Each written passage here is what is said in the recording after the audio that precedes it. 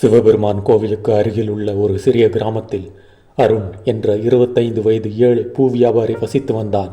ஒவ்வொரு நாள் காலையிலும் சூரிய உதயத்திற்கு முன் அவன் சிவபெருமானை பார்க்க கோயிலுக்கு நடந்தே செல்வான்.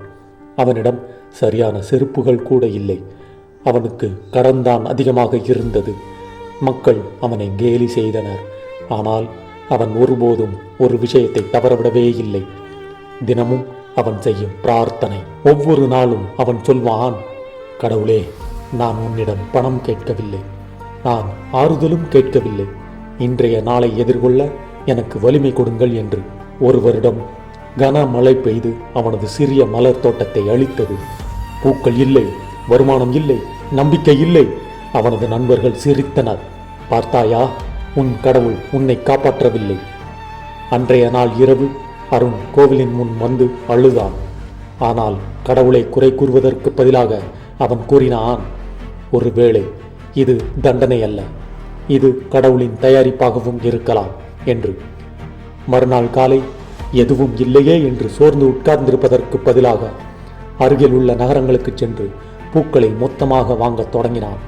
அவன் எப்போதும் இல்லாத அளவுக்கு கடினமாக உழைத்தான். ஒரு சில மாதங்களுக்குள் 3 கிராமங்களில் வியாபாரம் செய்து மிக பெரிய பூ வியாபாரியானான். மக்கள் அவனிடம், உன் சோதனை காலத்தில் நீ எப்படி வலுவாக இருந்தாய் என்று கேட்டனர். அவன் சிரித்துக்கொண்டே சொன்னான், வாழ்க்கை உங்களை உடைக்கும் போது பக்தி உங்களை உருவாக்குகிறது. மக்கள் உங்களை சந்தேகிக்கும் போது கடவுள் உங்களை வளர்க்கிறார். இந்த கதை நமக்கு சொல்ல வரும் நீதி என்னவென்றால், நம்பிக்கை பிரச்சனைகளை நீக்குவதில்லை, நம்பிக்கை பயத்தை நீக்குகிறது.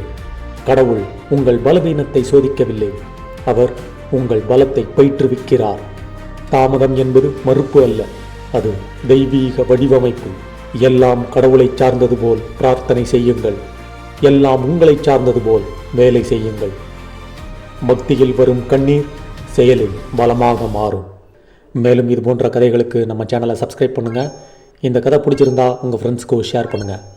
தேங்க்யூ.